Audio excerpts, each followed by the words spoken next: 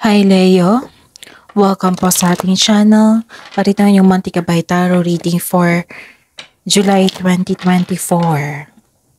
Please be reminded kung naka-resonate kayo, comment down. Kung hindi kayo naka-resonate, ibigay niyo po sa iba kasi general reading po ito.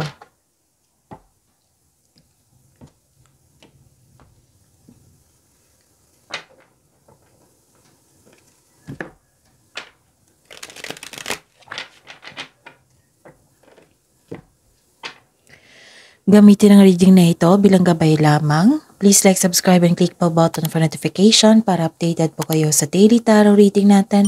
Maraming salamat po.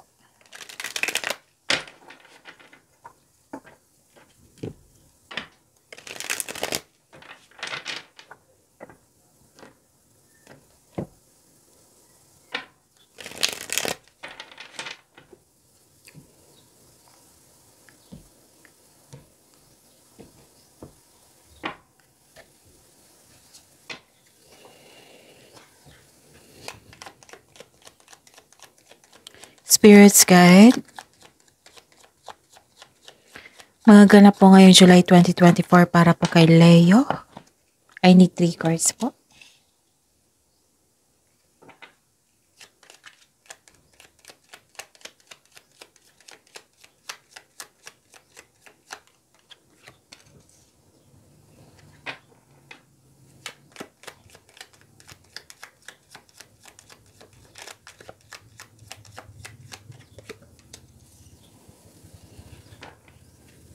Okay, Leo, ngayong July 2024, may nakita ko dito nagbigay ng advice sa inyo. Wisdom message, pwedeng nagbigay ito ng suporta sa inyo and loyalty. Matured person ito, pwedeng parents nyo ito, basta elders, wiser, nagbigay ito ng suporta sa inyo. At payo, may nakita ko dito na may taong hindi totoo sa inyo. Pwede nakipag-competition ito or rivalry. Pwede din na third party ito. Na may masamang intensyon. So mag-ingat po sa kanya. Okay? At may nakita ko ditong reunion. Meeting. Pwede. Pwede yung special event. Nakikita ko dito. Spirits Guide.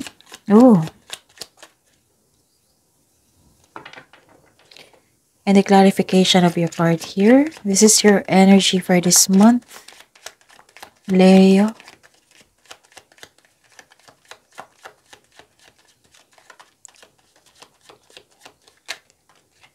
Okay. So this is your daily reminder ha. Paalala po. Panoorin nyo po yung 4 days straight na daily gabay tarot reading nyo po. Kung may naulit na message dito, meaning kailangan nyo bigyan nyo ng atensyon, solusyon at aksyon. At nais ko ipaalam sa mga suki ko dito ng Leo na humihingi parati sa akin ng monthly gabay tarot reading. Nais ko ipaalam sa inyo na open na po yung July 2024 monthly gabay tarot reading nyo po. So PM nyo po ako for schedule. At sa mga bago dito, sa mga gusto mag-personal reading, kung pwede nakafocus sa career money, pwede nakafocus sa love reading, or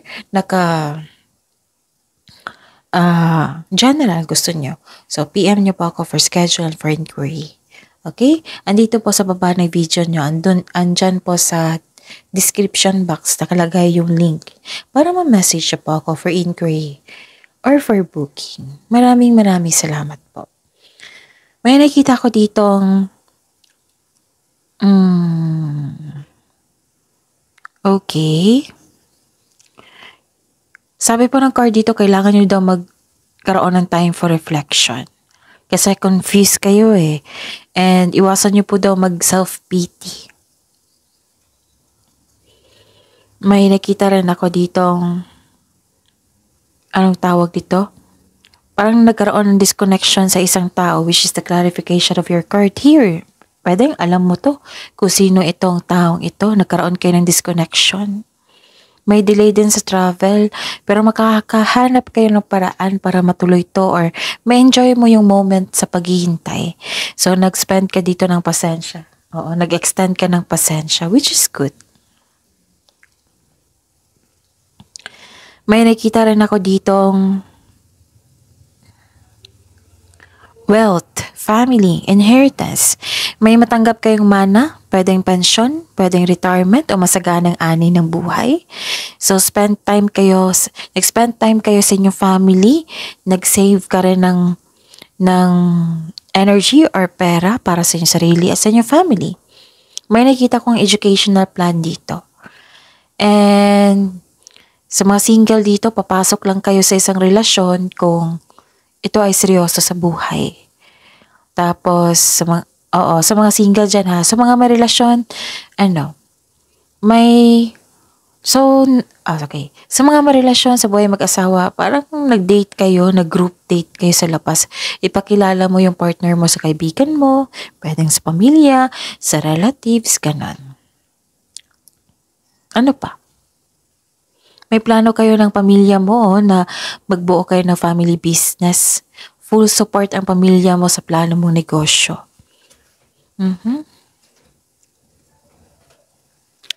Ang ilan dito may alok na business partnership, pwedeng sa close friend mo din ito. May posibilidad na bibili ka ng property ngayong month na ito, or decided ka na, Leo.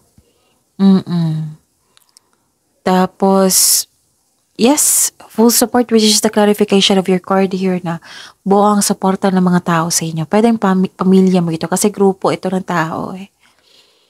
Tapos humihingi, so this is a clarification of your card here, na humihingi ka ng payo sa mga taong nirerespeto nyo na mas matanda sa inyo or mga wiser na may maraming karanasan sa buhay. Okay? Spirits Guide, possible blessings po para kay Leo ngayong July 2024.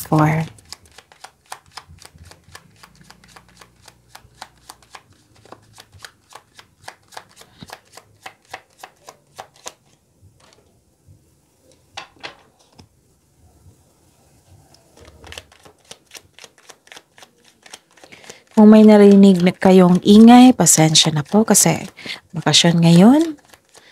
Tapos, focus kayo sa akin ha. Focus kayo sa mensahe. Don't worry, nakafocus ako sa reading natin ngayon. Okay? Okay. So, may nakita ko dito. This is your, possible blessings na ma-receive. Okay? May nakita ko ditong fast action. May dumating po na opportunity na agad yung binigyan ng reaction. Pwedeng action. Regarding to sa passion nyo, pwedeng sa trabaho nyo ito. Sabi po ng card dito na ito ang oras na mag-take action kayo sa inyong proyekto or ideas. Oo, magawan nyo daw, bigyan nyo daw ng action. Tapos, consider this card na as a green light to begin. So, this is a go signal. Busy kayo ngayong month na ito, Leo. This card asks you to have confidence in taking action. Tapos, this is a clarification of your cards here na maraming nagsuporta sa inyo. Isang grupo to ha, nagbigay ng suporta sa inyo. May isang tao dito, pwedeng maniligaw mo ito or isang tao nag-offer sa inyo. Kasi 'di ba sabi ko kanina sa inyo na may makipag-partnership. Pwedeng maniligaw mo ito ha, pwedeng sa career din.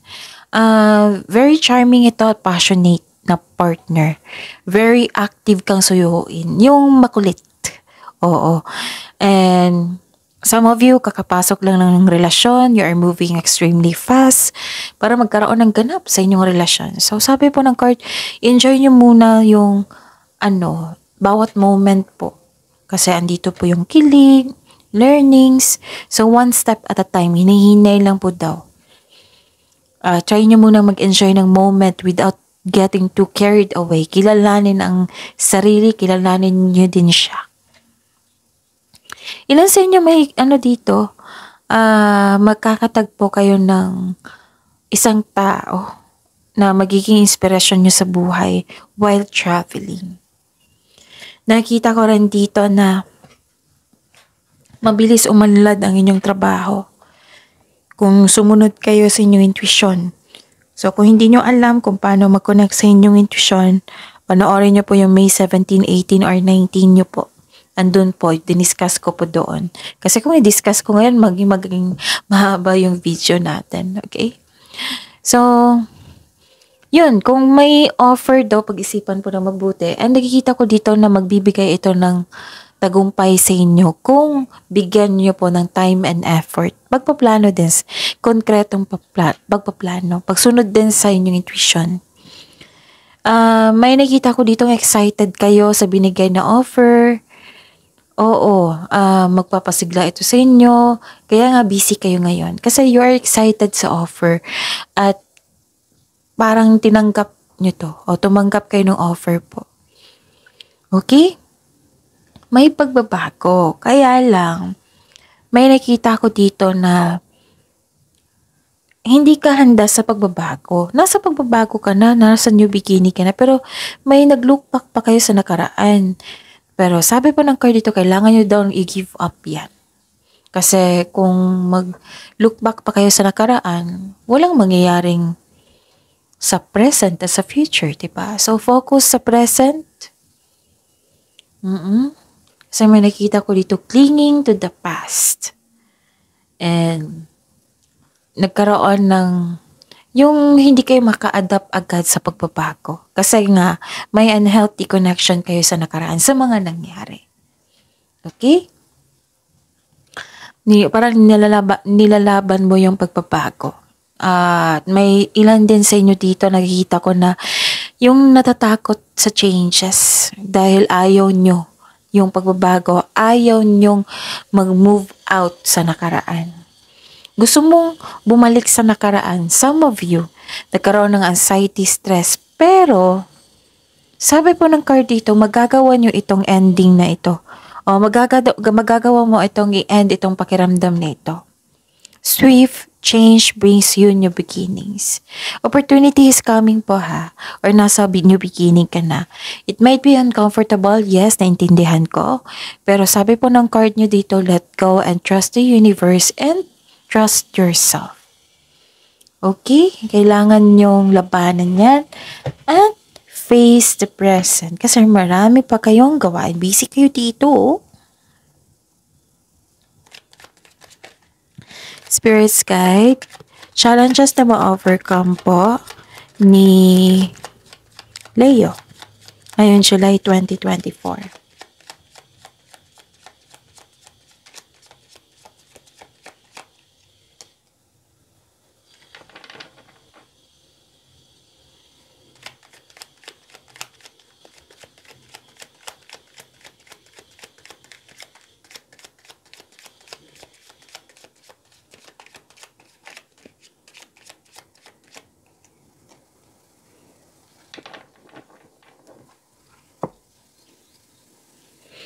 Okay.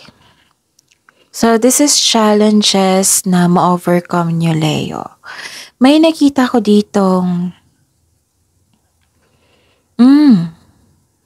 masusunod lang yung desisyon. Nakadesisyon ka na dito eh. Masusunod po. And this is the clarification of also, tatlong card na po nagsabi na may nagbigay na suporta sa inyo. Yung, nakatanggap ka ng divine wisdom, you're sharing your kindness, may nasunod na tradition. Some of you nagbalik study or nag-self-study, nagpa-enroll, pwede din. May sabi po ang card po dito, nababala po sa palaging masyadong mabait, Leo. May masusunod talaga na tradition dito. Pwedeng pamamanikan, kasal, or pagkakaroon ng traditional career path. Ganun. So, understand your beliefs, values, and boundaries. Okay? Some of you na nakikita ko ang energy ng teacher dito or isang student. Pwede din, you're earning money as a teacher or anong tawag nito? Tutorial teacher. Pwede din. Yan, nakadecide kayo na magbalik eskwela. Or pwede din, nagpa-enroll. Yun, nag-study kayo. Na may nakita nga ako dito, masteral and board exam. You're following the ladder of success. Wow! Nag-move up kayo ang ilan sa inyo. Leo. Ang galing. And,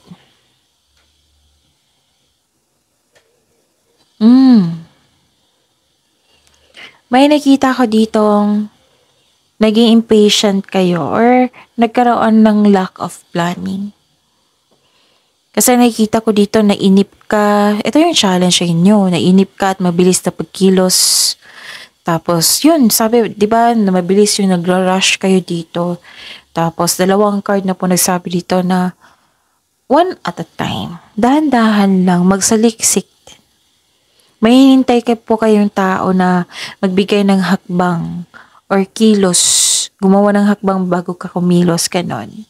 May iniwan ka na hindi mo binigyan ng pansin. Tapos mag-ingat daw po kayo sa isang tao kasi lumabas dito na hindi magandang intensyon. So, kung nag-impatient kayo, no? So, hamaan ng pasensya. Okay? Exercise your patience. That is the challenge. Yung challenge, nakikita ko dito, nagkaroon ng lacking sa plano. So, gawin nyo konkretong plano. Alam nyo naman ngayon, di ba? So, ito yung sabi ni Miss Chav na kailangan ko mag-iingat sa pagpaplano. So, yun. Kung nagkabuo ka na ng plano, tapos hesitate ka pa rin. So, meaning, hindi yan konkreto. Kasi kung magkakaroon ka ng solidong, konkretong plano, magiging confident na kayo. Kaya yan, Leo. Kayo pa. So, listen to your intuition kasi pagbabago to eh. Nakikita ko dito kung ma-overcome nyo ito. Patuloy na yumayabong yung ano nyo. Anong tawag nito? Yumayabong yung career. Pwede din sa relasyon. Okay? May nakikita na naman akong partnership dito. Pwedeng challenge to ha. Pwedeng nagkaroon ka ng hesitation kasi ayaw nyo magkaroon ng partnership. Pwede din siya yung nagbigay ng anong tawag dito? Nagbigay ng sakit ng ulo. Oo, kasi challenge eh. So yan. Kasi may partnership din dito. Baka siya.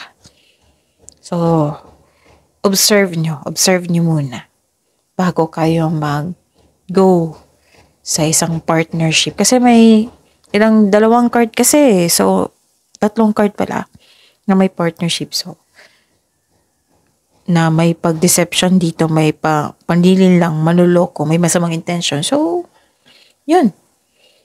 I-check nyo muna. Kung hindi siya, that's good. Basta at least aware kayo kung ano yung ma-overcome nyo, na magiging handa kayo para mabigyan ng plano. Kung may darating na maluloko, okay, handa yung sarili mo. At least ready ka kung paano ka magbigay ng reaksyon. Diba? Okay, ano pa? Ayun, puro pagbabago dito eh. Tapos, nagbigay naman ang swerte mo nga, Leo. Kasi, grabe yung suporta ng family mo or your favorite persons. Grabe yung assist niya sa inyo. Nagbigay ito ng gabay. Hindi siya madamot sa kanyang experiences. Pinaalam talaga sa inyo. At least may idea ka na kung may ma-encounter kayo na hindi maganda na na-experience niya. Alam mo, may idea ka na kung paano ito bigyan ng solusyon. And ma-overcome niyo ito. May na-establish ka nga dito. Nakikita ko. Tapos nasunod yung gusto niyo. Nakikita ko dito may tuto sa inyo gusto. Oo, pero hindi. Matutuloy po ito. Sabi po ng card. Yun yung challenge nyo.